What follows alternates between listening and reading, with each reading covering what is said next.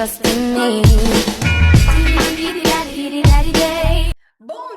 Bom dia! Hoje é sexta-feira, dia de podcast Dislexia com Café. Eu sou a Mônica, sou cristã, sou disléxica, sou formada em hotelaria, estou estudando psicopedagogia e sou a fundadora dos Sábios Disléxicos. Bom dia, Carol.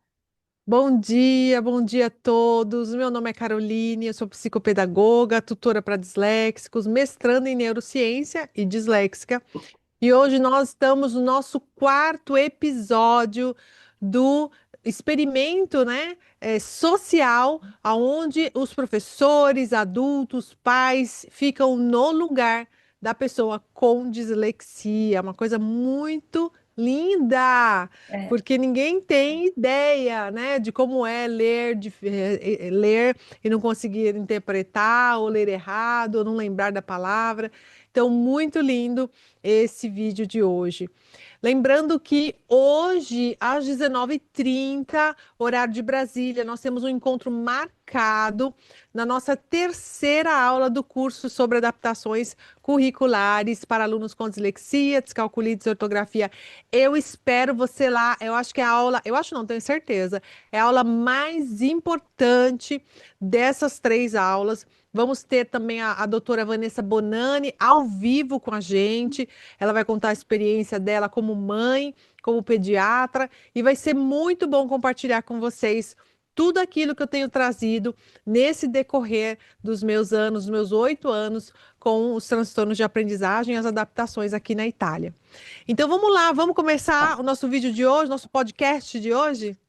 vamos. Eu vou compartilhar minha tela com vocês. Vamos Ok. colocar mais um vídeo do Dr. Lavoie, lembrando que para quem perdeu os primeiros, né, episódios, é só voltar lá e assistir todo o experimento social, que é muito importante. Então vamos lá, vou ligar o vídeo. Então Vai. eu vou compartilhar minha tela. Vamos começar o vídeo do Dr. Lavoie, Ok. Na tela está escrito leitura e Prima che decodificação. voi iniziate ok? Ok, vai. questa attività, io curerò il vostro disturbo di apprendimento. Prima di tutto ho Então, avuto antes que occasione di vocês notare comecem essa atividade, eu vou sarar o distúrbio de aprendizagem de vocês. che qualcuno di voi ha difficoltà nelle inversioni. Se avete un disturbo di apprendimento avete anche qualche difficoltà con la simmetria, che è una piccola parte del disturbo, ma ne è sicuramente una parte. Supponiamo che voi non Então, comprendiate la differenza. aqui ele fala sobre a simetria, né, da pessoa que tem dislexia, que na verdade ela tem muita dificuldade na escrita, no desenhar. Então, quando o desenhar eu falo numa linha reta, né? Então, quando ele vai ele vai trazer agora para essa classe um exercício, ele vai mostrar a dificuldade dessa simetria para quem tem transtorno de aprendizagem. Differenza fra P, B, D e Q. Quindi ve la insegno io, è molto semplice. La P è un E ele vai bastoncino con palla mostrar accanto. a diferença entre P, B, D e Q. E ele mostra dizendo: olha, você pode colocar um bastãozinho e uma bolinha do lado, vira D. Um bastãozinho e uma bolinha do lado, vira B. Um bastãozinho para baixo e uma bolinha, vira Q. E uma bolinha para baixo e um bastãozinho, vira P. Tudo bem? Tá tudo certo? Na verdade, não, porque ninguém entendeu nada e ele teria que explicar com mais facilidade, né? Vamos lá. Facile da ricordare. L'altra sarà completamente diversa. La prima è la P, bastoncino e palla accanto, e quest'altra è la D, palla con bastoncino accanto. Mi sono spiegato chiaramente. Ora che ne sapete la differenza, potete distinguerle tutte e quattro, vero? No! Moltissimi bambini con disturbo di apprendimento confondono sempre queste quattro lettere. Perché? Ci arriveremo. Muitas crianças com transtorno de aprendizagem não conseguem identificar PB, QP, porque justamente a gente está falando não somente das trocas de letra, não somente do problema de ouvir o som e não identificar, mas também no problema como chama? Não é espacial, não lembro. É, dimensão? Não. Sim, orientamento A espacial. orientação Onde fica a espacial. direita, isso, direita, esquerda, né? Por que que o B fica do lado direito, por que que o Q Uhum. fica do lado esquerdo e assim por diante. Normalmente isso acontece, essa aprendizagem vem na alfabetização. E aí essa criança que não tem dislexia acaba aprendendo e aquele que tem dislexia não consegue superar essas dificuldades e leva isso para o Fundamental 1, Fundamental 2 e leva avante essa dificuldade. Noi hanno insegnato che questo è che cosa? Un orologio. Ottima risposta, complimenti. Questo è un orologio. Che cos'è adesso? Un Un orologio. orologio. E in questo modo? E così? Orologio. In altre parole, noi impariamo, poco dopo la nascita e fino ai 5 anni, che un particolare orientamento dell'oggetto non ne determina necessariamente l'identificazione. Questo è un orologio indipendentemente da come lo tengo. Non è un orologio e poi un barattolo di marmellate e poi una scarpa da montagna. Non cambia perché lo muovo. Vamos lá? Continua. Vamos lá? Então, ele mostra o relógio dele, né? Aí ele fala: o que que é isso? As pessoas falam: um relógio. E assim desse lado, continua sendo um relógio. De cabeça para baixo, continua sendo um relógio. Aí ele fala: a gente aprendeu que desde pequeno, desde quando a gente nasceu, não se modificam as coisas porque elas foram mudadas de lugar. Elas continuam as mesmas, né? A mesma coisa se você tivesse um lápis na mão, ele vai continuar sendo um lápis de cabeça para baixo ou de cabeça para cima. Sim. Ad essere sempre un orologio. Arrivati a 6 anni vi mandano a scuola. Una bella signora in gonnella vi dice dimenticate quello che sapete sulla percezione, perché adesso, se prendo questa forma e la tengo in questo modo, è una P come quella di palo. Aí ele falou: chegou o momento da escola. Você entrou na escola, 6 aninhos, chega aquela professora com a saia, né, de saia, e fala assim: esqueçam tudo aquilo que vocês aprenderam sobre percepção e venham aprender comigo sobre as letras. Então eu mostro a letra do P com o pauzinho e a bolinha, pauzinho para baixo, a bolinha, depois eu mostro o B, que é a mesma coisa, só que do lado inverso. Aí ele vai mostrando as letras, vocês vão ver agora, né? Ele mostra o Q, ele mostra o D. Só que para essa criança é igual, é tudo igual. B, Q, P, D. Para ele é sempre um pauzinho com a bolinha. Não importa se é de um lado ou se é do outro. Então por isso que ele vai sempre escrever errado. In quest'altro modo invece diventa una B come quella di baco. In quest'altro modo ancora diventa una D come quella di dado. In quest'altro modo infine diventa una Q come chi diavolo lo sa. Ci arriveremo in seconda elementare, non preoccupiamocene adesso. In altre parole, per la prima volta nella vostra vita vi sentite dire come se niente fosse che l'orientamento spaziale cambia la natura dell'oggetto. A questo punto vi faccio leggere una bella Pela storia. primeira vez na vida, vocês acabam ouvindo ali na primeira, na segunda série que o orientamento espacial muda conforme você vai mudando aquele objeto, né? E antigamente você não tinha essa percepção, né? A boneca era boneca e acabou, mesmo se estivesse em alto, embaixo, à direita, à esquerda. E na escola não, na escola muda. Aquela mesma letra vira de cabeça para baixo, de um lado do outro, né? E você fica ali perdido. Solo che ora quando vedrete una P potrebbe essere una P ma potrebbe anche essere una B o una Q. E quando vedrete le parole interrotte non le troverete interrotte a senso compiuto e non saranno scritte per bene su una linea orizzontale. Capirete così che cosa significa essere un bambino dislessico con disturbo di apprendimento. E allora cominciamo. Cominciamo con Maria.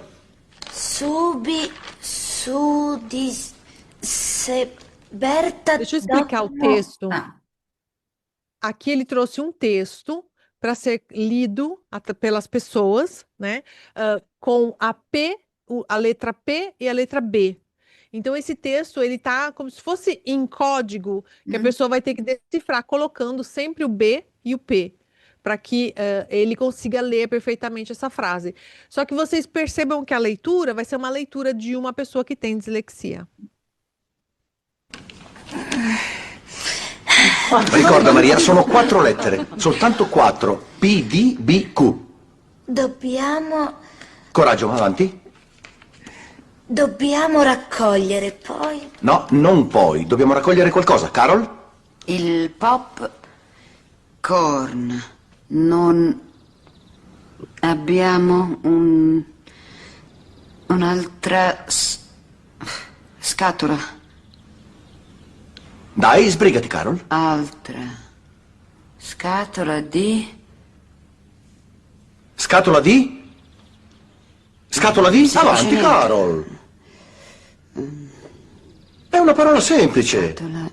Non suggerite. Avanti, Carol. Qualcosa di? Qualcosa corn. C'è la parola qualcosa, Carol? Dov'è? Dove l'hai vista? Dai, Carol, veloce, per Normalmente o favore. professor faz assim, né? É, Normalmente o professor fala, onde você viu essa palavra? Você está lendo coisa que não tem aí nesse texto, exatamente. né?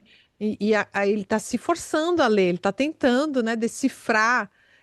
Ela está decifrando, né, esse texto, tentando decodificar. É muito complicado. E a professora sempre fala, mas é tão simples, por que você não está Uhum, conseguindo? Vamos, coragem, né? isso. Oh no! Avanti, Carol. Sto sudando. Ela está suando. É. Questa è una parola facile. Immaginate quante volte un insegnante dice a un bambino che non sa fare un compito che è cosa sai facile. A cosa serve se il bambino non riesce a farlo? Dirgli così lo blocca ancora di più. Dai, Carol. É. Ele falou assim, às vezes o professor fala, nossa, isso é muito fácil. Nossa, isso está muito fácil. Ele falou, o que que serve? Para que serve falar desse jeito? Sendo que ele sabe que aquela criança tem dislexia. Ou se não sabe que aquela criança, aquele jovem tem uma dificuldade na aprendizagem, por que você está colocando ele nessa situação? Sendo que você sabe que ele não vai conseguir ler perfeitamente, né? Você coloca ele numa saia justa falando desse jeito. Ci sono 3 lettere in questa parola. Come può essere così difficile? Come può essere? Como pode ser assim tão Oh, difícil? no. Una scatola di che cosa, Jody? Di popcorn. Di popcorn. Va avanti, Jody. Goditi gli allori. Va avanti. Dobbiamo mangiare popcorn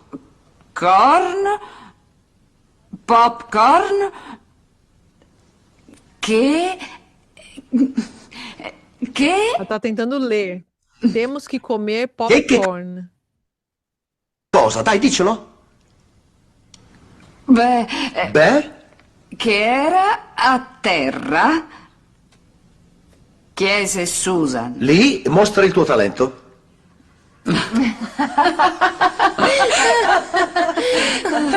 Noi possiamo lavarlo, rispose Berta. Buona idea, disse Susan. Possiamo lavarlo. Nancy, Oh Gesù, i bambini si misero al lavoro e ci lavorarono tutta la... ma no!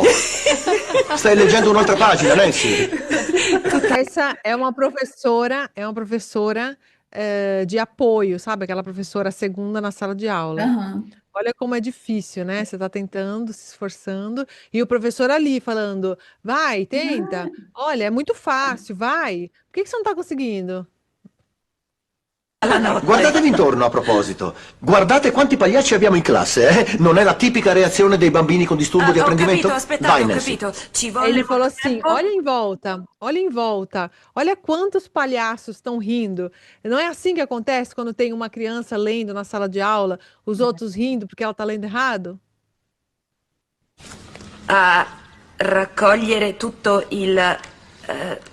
ah, ecco, il popcorn. Karen, Io non sono molto brava. Poi lo tarono in cucina. Berta lo lasciò. non è la parola giusta. Sì, Berta in cucina. Berta Continua tu, lo Debbie. lasciò. Portarono in cucina e Berta lo... Va tu, Debbie. Lo lavò! Ti chiami Debbie tu? Ti chiami Debbie? Ti chiami Debbie? Ti chiami Debbie? No, domanda scusa. Il mio abuso di una domanda retorica a Karen ha solamente l'effetto di chiudere ogni comunicazione fra me e lei. Non c'è risposta corretta alla mia domanda. Ed è estremamente intimidatoria. É. Aqui ele trouxe uma clássica situação que acontece, acho que em todo mundo. Ele falou: tudo bem, não precisa mais ler, vamos agora, a Debbie vai ler. Só que a Karen continuou lendo. Aí ele falou: você se chama Debbie? Aí ela: não, é que eu estava tentando ler. Aí ele: não, eu perguntei para Debbie, não para você. Eu falei para você que poderia parar. Aí ela: desculpa. Ele falou: não adianta pedir desculpa. Eu falei para Debbie começar a ler. Aí ele falou assim: olha, E isso acontece muito nas salas de aula, porque chama pergunta retórica, né? Você fala uma pergunta direta para o aluno falando: Você se chama Deb? Ou quantas vezes eu falei para você ler? Ou quantas vezes eu falei para você não fazer isso ou aquilo? Né? E ele falou: Eu gostaria que. Vocês vão ver, ele vai falando assim: Eu gostaria que as crianças, os jovens respondessem, né? Uhum. Claro que isso não vai acontecer, mas que tivessem um dia coragem de responder. Sim, professor, o senhor já falou 50 mil vezes para que eu não lesse errado, ou para que eu não pulasse a linha, para que eu não engasgasse ali no momento da leitura, né, para que eu ficasse quieto. Ou, sim, o senhor falou. Só que normalmente essa resposta retórica não vem. Normalmente o aluno abaixa a cabeça, fica Uhum. quieto, né? Só que é diferente quando esse professor fala com um adulto. O adulto vai responder, né? E responde na lata. Então, por que os professores no mundo fazem isso? Principalmente com os alunos que têm transtorno de aprendizagem. É muito cruel, né? É muito cruel isso. In altre parole, noi usiamo domande retoriche con adulti solo quando vogliamo urtare i loro sentimenti, ma con i bambini lo facciamo continuamente. Sapete che cosa farei per impedire agli insegnanti le domande retoriche? Assegnerei loro uno di quei bambini che rispondono alle domande retoriche. Quante volte ho detto di tenere le mani al loro posto? E il bambino risponde 14, mi pare, sì.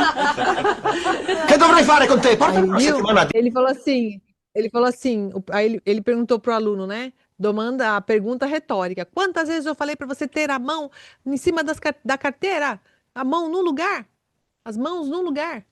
Aí ele falou assim, eu gostaria que um dia um aluno, né, que responder, ele vai Aham. falar, olha, professor, eu acho que 14 vezes o senhor já pediu para eu colocar a mão em cima da carteira. Ah, Disney World sarebbe bello. Se i bambini rispondessero alle domande retoriche, noi non gliele faremmo così di frequente. È un'arma che usiamo spesso contro di loro. Credo che non dovremmo farlo. Debbie, I bambini pensarono che forza, fosse forza. una bella idea. Karen. Berta mise il popcorn nel, in due grandi padelle per metterlo nel forno. Come vi sentite? Ci siamo divertiti, vero? Non tanto. Adesso facciamoci qualche domanda. Sobre as perguntas retóricas, ele falou: os professores não deveriam fazer isso, uhum. porque normalmente quando alguém faz isso com um adulto é porque quer ferir o sentimento do adulto, mas o adulto responde. A Uhum. criança não. A criança ela não vai responder. Então eu gostaria que isso não acontecesse mais. E aí ele chamou a outra aluna para terminar de ler. Ela leu com muita fadiga, né? Vocês viram, muita dificuldade. E aí ele falou: como vocês se sentiram nesse momento de leitura? Elas vão responder agora. Chi ha avuto l'idea di mettere nel forno il popcorn? E chi lo sa? Perché non usano le pentole? Chi ha detto che non potevano spazzarlo dal pavimento?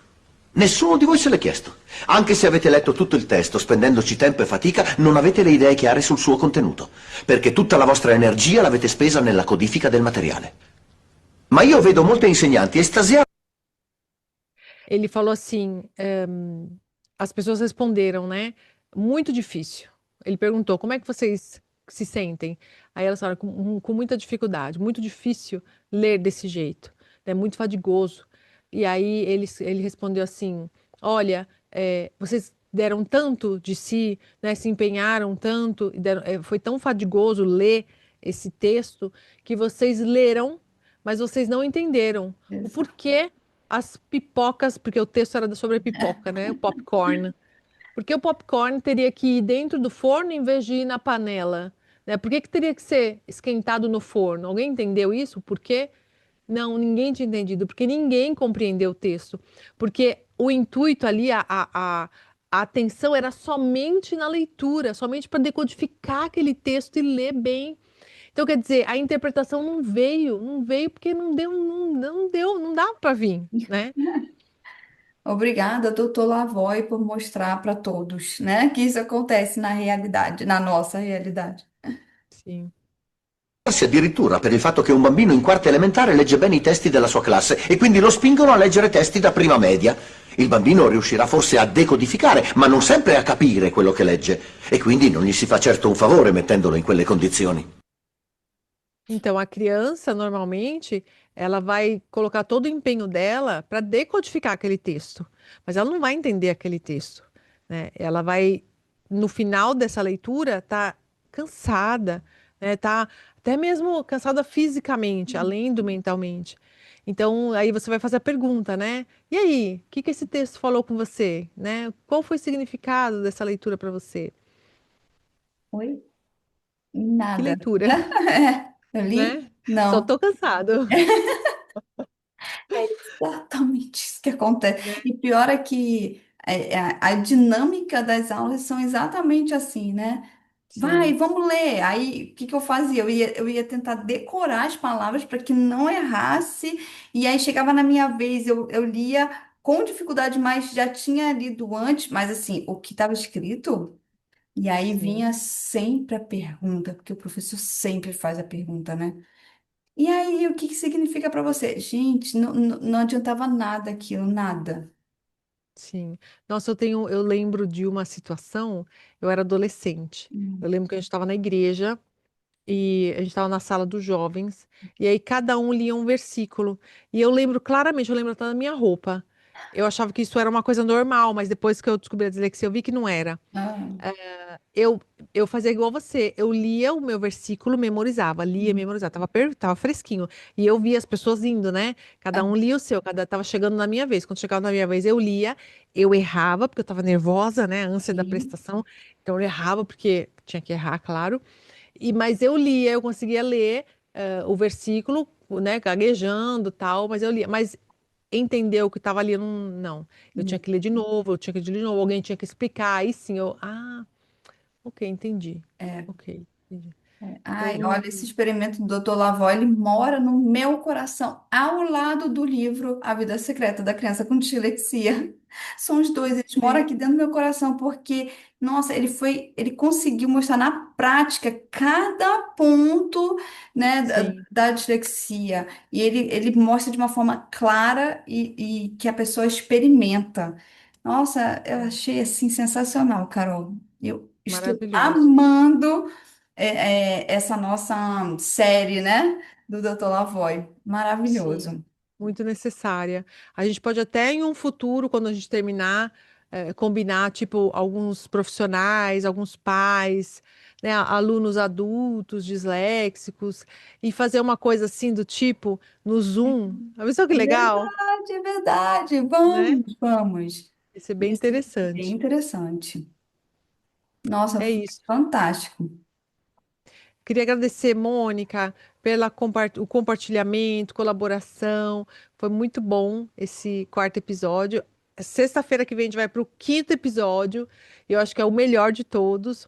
Então, um beijo a todos. Ó, não esqueçam de deixar aqui embaixo perguntas, tá bom? É muito importante para que a gente possa ter essa interação, né? E conversar e ver se tá chegando para vocês as informações. Isso é muito importante. Obrigada, Carol, pela nossa parceria de sempre. Obrigada a todos que estavam aqui com a gente ao vivo. Todo mundo que vai assistir depois também. E não se esqueçam que lá no Spotify estão todos os nossos episódios. E lá no Spotify você também pode seguir o canal do podcast Dislexia com Café, dar like, mandar mensagem pra gente. Então façam isso tanto no Spotify como nas nossas redes sociais, porque ajuda essa informação as redes sociais, né, jogar essa informação para frente e chegar onde, né, para todo mundo Sim, que precisa dessas informações. necessário.